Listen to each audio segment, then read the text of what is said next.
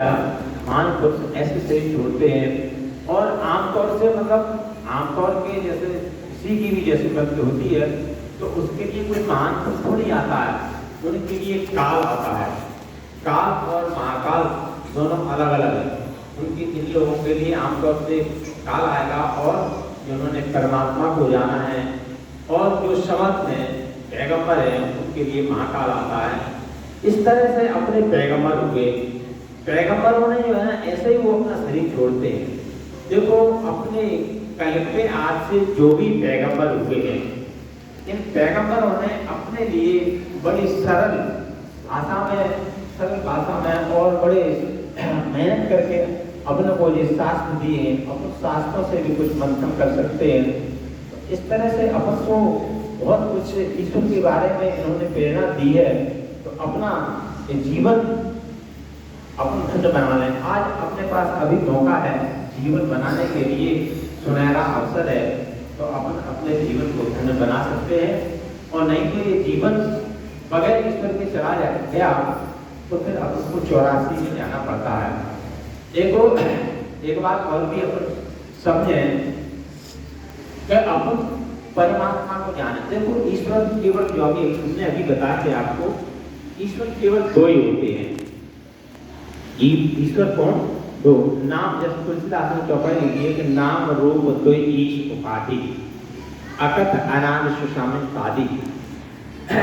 ये बहुत से लोग थोड़ा सा संदेह में पड़ जाते हैं, इसलिए अपन को अच्छी तरह से अपन को समझना चाहिए, संदेह नहीं पड़ना चाहिए। देखो संशय बहुत खराब है। संशय जो है ना, अपन को कभी संशय रहा तो संशय में अपन ना इधर के रहेंगे ना उधर के रहेंगे, यानी धोबी का पत्ता घर का ना घाट का।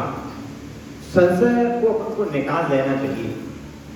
अपने गीता में लिखा है, गीता में ये 4थे अध्याय में 40वां श्लोक है, तो भगवान कृष्ण इस संशय के बारे में समझा रहे हैं कि योग संन्यास्त कर्माणं ज्ञान सचित संशयम् आत्मन्तं न कर्माणि निबधन्ति धनंजय। इसके बारे में समझ लेना चाहिए कि योग संन्यास्त कर्माणं, यानी जिन व्यक्तियों ने योग के द्वारा अपने सारे कर्मों को हवन कर लिया हो। योग के द्वारा हवन कैसे होते हैं? योग के द्वारा। और ज्ञान के द्वारा जिन्होंने अपने सारे संशयों को समाप्त कर दिया हो, ज्ञान के द्वारा। तो कुछ संशय को समाप्त करना, संशय कैसे समाप्त होगा? ज्ञान के द्वारा। जिसने ज्ञान के द्वारा सारे संशयों को समाप्त कर दिया होगा, ऐसे व्यक्तियों को कर्म पाए माने। तो ऐसे व्यक्तियों को कर्म पाए नहीं होंगे जिन्होंने अपना सारा संशय समाप्त कर दिया हो और जिन्होंने योग के द्वारा सारे कर्मों को हवन कर लिया हो। तो इस तरह से अपन को ये जानना चाहिए, जब ये अपन संशय को निकालेंगे तब ही अपन कर पाएंगे, और नहीं और संशय में रहेंगे तो नहीं। तो अपने क्या हम जो बता रहे थे, केवल 2 ईश्वर होते हैं, 2 के अलावा तीसरा ईश्वर नहीं होता। तो अपन बहुत पहले से बताते चले आ रहे हैं। तो इस ईश्वर के बारे में अपन को संशय नहीं रखना चाहिए। नाम रूप 2 ईश उपाधि अकथ अनाद सुशामिन साधी। नाम और रूप, मतलब बहुत से लोगों को संशय रहता है। देखो अपना ये जीवन मानव जीवन है, ये मानव जीवन जैसे अपन कई बार कहते हैं कि बड़े भाग मानस्तम पावा। ये वास्तव में ये बात है, सही है कि अपन को ये बड़े भाग से मानव शरीर मिला है, इसको व्यर्थ मत जाने। तो जो न करे भवसागरे नर समाज पाए और सो प्रति निंदा को मत जाओ। जो लोग इस मनुष्य शरीर को पाकर के अपने आत्म कल्याण का उपाय नहीं ढूंढते, वो कैसे हैं? कृतज्ञ हैं। कृतज्ञ माने परमात्मा के ऋणी है। परमात्मा ने ये अपन को मनुष्य शरीर दिया है, ये मनुष्य शरीर अपन अपना समझ लेते हैं, ये अपना नहीं। परमात्मा ने आपको ये उधार दिया है और ये परमात्मा आपसे ब्याज सहित वसूल करेगा। आपसे ब्याज मांगेगा कि भाई इसका हमें ब्याज चाहिए। हमने आपको एक बहुत महत्वपूर्ण चीज दी थी, इसका आपने क्या उपयोग किया? तो ब्याज मांगेगा परमात्मा। तो व्यक्ति चिंता, यदि आप ऐसा नहीं करते हैं तो आप निंदा के पात्र हैं, आपकी निंदा होगी। मंद मत यदि नहीं करेंगे तो मंद माने आप मंद बुद्धि के हैं और आप मानसिक आत्महत्या का मतलब होता है अपन आत्महत्याएं। इसलिए अपन अपनी आत्महत्या से बचें। आत्महत्या से तो आत्महत्या नहीं बचे तो आत्महत्या हो जाएगी। ये अपन को आत्महत्या से बचना है। तो अपन ये बता रहे थे कि परमात्मा तो होती, परमात्मा के बारे में थोड़ा सा और समझें जिससे अपना थोड़ा सा संशय दूर हो जाए कि नाम रूप दो ईश उपाधि और अकत अनाद सुशामी शादी। मतलब ये नाम और रूप ये दो ईश्वर की उपाधियां हैं, मतलब दो ईश्वर है। अपन को ये दिमाग से निकाल देना चाहिए कि दो के अलावा तीसरा ईश्वर होता है, होता ही नहीं है। अपन निकाल दें तब ही अपना संशय नहीं होगा, नहीं तो संशय रहेगा तो कुछ और कई ईश्वर हो जाएंगे, तमाम ईश्वर। तो दो ईश्वर कौन कौन से? अकत अनादि, परमात्मा का नाम अकत है। दो कौन कौन से ईश्वर हैं?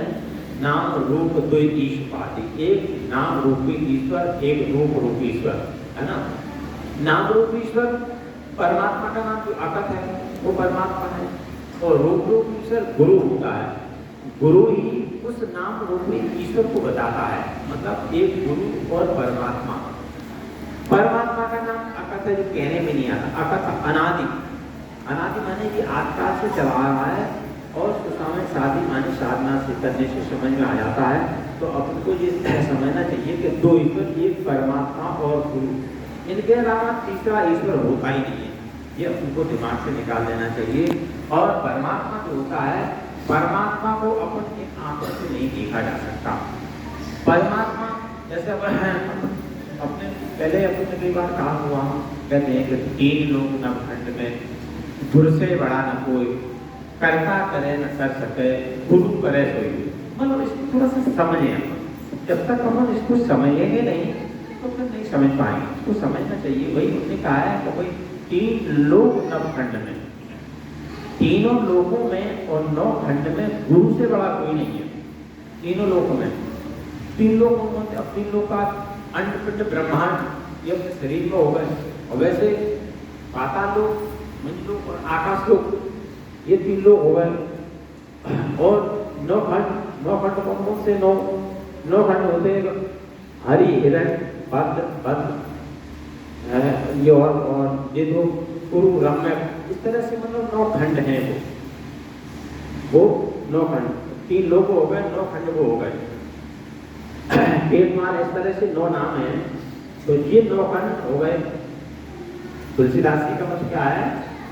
तो तीन लोक नवखंड में, नौ खंड में और तीन लोक में, इससे बड़ा गुरु होता है तीनों लोग। कौन कौन से लोग हो गए हमने आपको बताए? आकाश, पाताल, नभ और ये नौ खंड, हरि, हिरण, भद्र, केतुपाल, गुरु, ब्रह्म, इस तरह से नौ खंड है। और अब इनको अपन शरीर में भी नौ खंड, शरीर में भी है तीन लोग नौ खंड। अपन दोनों तरफ से इसको समझ लेना चाहिए। वो तो बाहर के लोग शरीर के इस अंडपिंड ब्रह्मांड, ये तीन लोग हो गए। और नौ खंड कौन कौन से हैं? नौ खंड अपन देखते हैं, ये अपने दो नेत्र दिखाई दे रहे हैं, दो आंख, दो नाक, दो कान, और अपने मन विसर्जन करने वाले को दो हैं। तो इस तरह से ये नौ है, वो मिला के ये नौ खंड। अब इनसे गुरु बड़ा है, ये गुरु बड़ा है इनसे। तीन लोग नवखंड में गुरु से बड़ा न हो, कर्ता करे न कर सके। यानी तीनों लोगों नवखंड में गुरु बड़ा होता है, इसको कर्ता करे न कर सके, मतलब ईश्वर भी नहीं कर सकता जो गुरु कर सकता है। तो जी अपनों को समझने का विषय है कि गुरु और परमात्मा दो के अलावा तीसरा ईश्वर नहीं होता है, और तीसरे ईश्वर को अपन को नहीं मानना चाहिए। इस तरह से अपने महान पुरुषों ने ऐसे ही कहा है। अपने कबीर साहब ने तो और भी अच्छी बात लिखी है। तो शब्द धरती, गुरु के बारे में, शब्द धरती कागज करूं, लेखन सब वंदाय, और सात समुद्र की मसी करूं, गुरु ने लिखा न जाए। सारी धरती को हम कागज बना, मतलब गुरु के बारे में लिखा कबीर साहब लिख रहे हैं। तो ऐसे अपन को समझना चाहिए। जब ऐसे अपन समझ, किसने लिखा है? इसलिए लिखा है कि गुरु के बारे में ऐसे अपन समझेंगे तो अपन गुरु से कुछ प्राप्त कर सकते हैं, गुरु से कुछ ले सकते हैं। उन्हें गुरु को वैसे ही समझेंगे तो कुछ प्राप्त नहीं कर सकते हो। जैसे तुलसीदास ने एक दोहा लिखा है, जैसे अब पहले अपन इसको बता रहे हैं कि सब धरती, सारी धरती को कागज बना रहे हैं, सब धरती कागज, लेखन सब बन रहा है, और सारे बच्चों को अपन कलम बना लें, सात समुद्र सारे समुद्रों की अपन स्याही बना लें, फिर गुरु के गुणगान लिखना चाहें, नहीं लिख सकते, फिर भी पहले नहीं लिख सकते। तो मतलब इसकी गुरु की महिमा का कोई पार नहीं, गुरु की महिमा है हमें तो कह नहीं सकते से, और जिनकी कृपा कटाक्ष से रंग बोधन रे, तो इसलिए गुरु की महिमा बहुत अपार है, इसका कोई पार नहीं है। तुलसीदास ने एक दोहा और लिखा है, उधर उसको अपन समझे कि निर्गुण रूप सुलभ है। अब देखो यहाँ समझने की चीज है, जो अधिकांश लोग इसमें भटक जाते हैं, तो इसलिए तुलसीदास जी को ये लिखना पड़ा क्या, निर्गुण रूप सुलभ है। तुलसीदास जी कहते हैं कि निर्गुण माने परमात्मा का रूप आपको सुलभ हो जाएगा, मतलब परमात्मा को आप प्राप्त कर लोगे, सरलता से प्राप्त होगा, उनका कथन है कि सरलता से प्राप्त हो जाएगा, कर लोगे। निर्गुण रूप सुलभ श्रवण जानने कोई, जीव ने दावा कर दिया, ये समझने की जरूरत है। तुलसीदास ने क्या दावा कर दिया कि श्रवण जानने कोई, श्रवण को कोई नहीं जान सकता। निर्गुण को माने निर्गुण को प्राप्त हो जाएगा, चलो भाई ठीक चले ईश्वर को जान लो, यानी ऐसे निर्गुण को जान लिया, जो श्रवण जाने, यानी तुलसीदास जी ने दावा कर दिया कि श्रवण को तो कोई जानता ही नहीं है, मतलब कितना अपनी सच्चाई से, कितना शक्ति से, कितना ठोस बात से ये दावा कर रहे हैं, श्रवण को कोई नहीं जानता।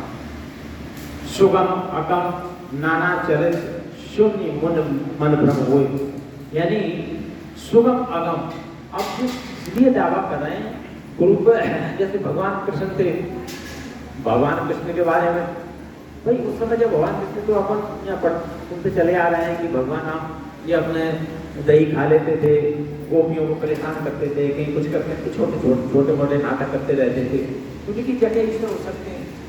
तो इस तरह से उनके भ्रम हो जाता है उनके बारे में कि ऐसे भी क्या गुरु होंगे क्या, इस तरह से कई चले गए, मतलब गेंद खेलते छोटे में गेंद खेलेंगे उसमें डाल दी, वहाँ से उठा लाए, मतलब छोटे मोटे काम, मतलब जैसे भगवान राम के बारे में, जैसे भगवान राम जो थे, भगवान लक्ष्मण जी को भ्रम हुआ, तो उस समय क्या लक्ष्मण जी को भ्रम हो गया, अपन लोगों को भ्रम हो ही जाएगा, हे लक्ष्मण हे मधुकर से तुम देखी सीता पर नहीं, मतलब ऐसी छोटी मोटी बातों के लिए उनको भ्रम होगा। तो ये अब ये क्या होता क्यों है, ये गुरुजन ऐसे छोटे मोटे नाटक करते हैं, इसमें नहीं, गुरुजन करते छोटे, एक पैदल चलने की, साइकिल से चलने की, छोटी मोटी चालें, कुछ भी सबके साथ में बैठते हैं, कुछ भी कर लें, ये उनकी इच्छा होती गुरुजनों की, कहीं अपने सबके साथ में पैदल चलने, सबके साथ में जमीन में बैठ जाए, कुछ भी कर लें, छोटे मोटे कार्य करते थे, तो सामने वाले को ये लगता है कि अरे भाई ये जगत गुरु या गुरु की कैसे, मतलब ये छोटे मोटे कार्य कर रहे हैं, क्योंकि तुलसीदास क्या है, सुगम अगम छोटे कार्य कर दिए, कठिन भी कर दिए, सरल भी कर दिए, इससे संशय पैदा हो जाता है। तो अपन को संशय पैदा नहीं होना चाहिए, गुरुओं के बारे में किसी भी प्रकार का कोई संशय नहीं रखना चाहिए, तब अपन जान सकते हैं, तब गुरु को पहचान सकते हैं, तभी अपन उसका वास्तविक लाभ ले सकते हैं। तो इस तरह से ईश्वर और गुरु के बारे में अपन को अच्छी तरह से जान लेना चाहिए। देखो ये गुरुजन ही हमें ईश्वर तक पहुंचा सकते हैं, और एक अन्यथा यदि अपन गुरु से जो कोई भ्रम कर जाते हैं तो अपन को अपनी पराकाष्ठा नहीं मिल पाएगी। तो इस तरह से अपन अभी सब कुछ जान सकते हैं, अभी सुनहरा अवसर है, बढ़िया अवसर है, अभी यह अवस्था है, सब कुछ जान सकते हैं, हर चीज जानी जा सकती है अगर बिल्कुल मौका है। और फिर कहीं ये मौका चूक गए तो का बचता, जब किसी सुखाने समय गए फिर का बचताने, और कहीं समय चूक गए फिर केवल पछताने के अलावा कुछ नहीं बचता है। इसलिए अपन को ईश्वर के बारे में अच्छी तरह से जान लेना चाहिए, नहीं तो जिस समय अपना बेकार चला जाएगा। और जैसे ईश्वर को जानने में केवल क्या है, अपन केवल 4 मूर्तियों के माध्यम से ही ईश्वर को जाना जा सकता है, जो कल के आज से चली आ रही है। कोई आज की 4 मूर्ति नहीं है, जो कल के आज से, जब सृष्टि की रचना हुई थी तभी से ये 4 मूर्ति चली आ रही हैं, उनके बारे में आप जान लें, उसका प्रैक्टिकल करें, तो अपन परमात्मा को प्राप्त कर सकते हैं, इसमें कोई संदेह नहीं, प्राप्त हो जाएगा। तो ये अपना सुनहरा अवसर न छोड़ें और